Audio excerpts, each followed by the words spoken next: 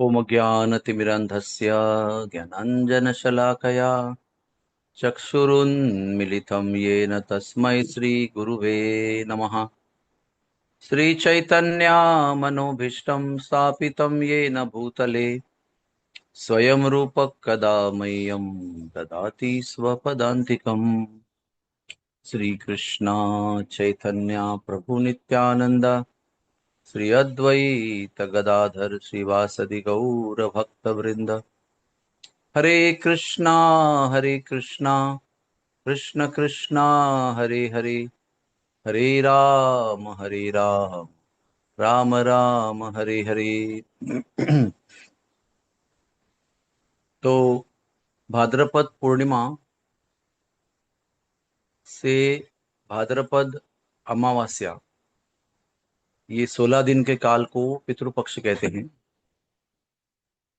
जिस काल में हमारे पितरों को, हमारे पूर्वजों को, जो इस विश्व को छोड़ के जा चुके हैं, उनके लिए तर्पण श्राद्ध करना होता है। तो अनेक लोगों को आजकल के ज़माने में इसके बारे में कोई ज्ञान नहीं है और ना उनको उसमें रुचि है।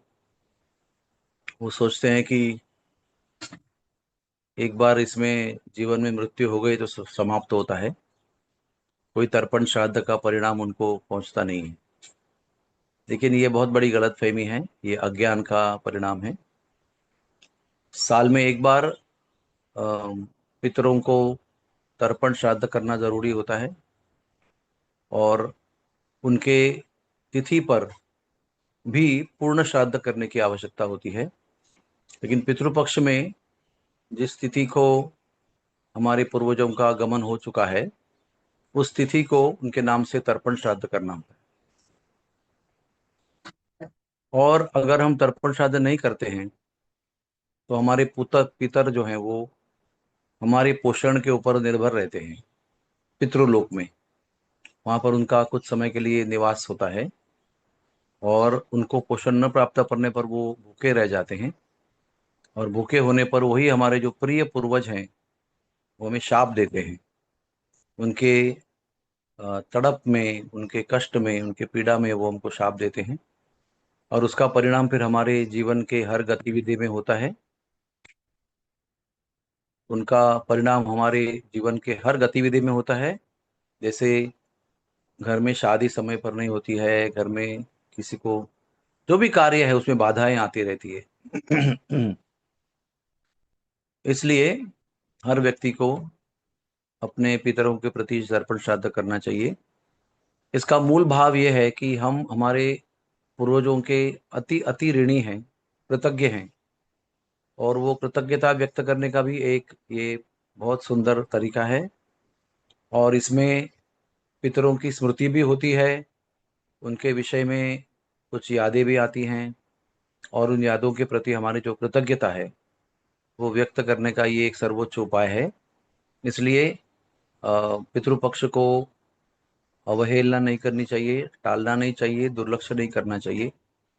पितृपक्ष बहुत महत्वपूर्ण है।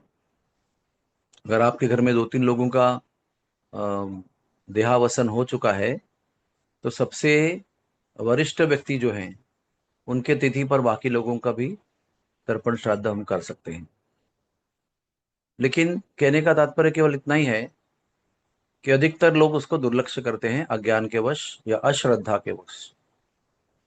मेरी आपको विनती है कि अगर आपने अपने इस पितृपक्ष में अभी मिस किया होगा या नहीं कर पाए होंगे, तो सर्वपितरी अमावस्या के दिन सभी पितरों के लिए, नाम ही कैसा लिखा है, सर्वपितरी अमावस्या, तो सभी पितरों के लिए उस दिन एक साथ में हम तर्पण कर सकते हैं।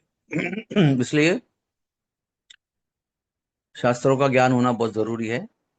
शास्त्रों का अज्ञान कोई एक्सक्यूज नहीं है, उसको जानना ये मनुष्य जीवन का कर्तव्य है। आपके लिए ही सब शास्त्र दिए हुए हैं और उसके बारे में पता करना, उसके बारे में प्रश्न पूछना, उसके बारे में जिज्ञासा व्यक्त व्यक्त करना और उसके अनुसार ये हमारा कर्तव्य, अनेक कर्तव्यों में से एक कर्तव्य निभाने में हमको चूकना नहीं चाहिए। हरे कृष्णा कृष्ण कृष्ण हरे हरे, हरे राम राम राम हरे हरे। एक और प्रश्न आता है कि ये तर्पण श्राद्ध कब तक करना चाहिए? हमारे जीवन के आखिरी सांस तक हमको ये करना चाहिए, और हमारे पुत्र पुत्रियों को इसके बारे में प्रेरणा देना चाहिए। और हमारे शरीर समाप्त होने के बाद भी हमारे जो वंशज हैं उनके द्वारा ये तर्पण जो है वो 3 पीढ़ियों के लिए करते रहना चाहिए। हमारे ऊपर जो 3 पीढ़ियां हैं अगर वो जा चुकी है तो, लेकिन 3 पीढ़ियों तक ये श्राद्ध करने का प्रमाण है। Hare Krishna. Thank you very much. Hari बोल।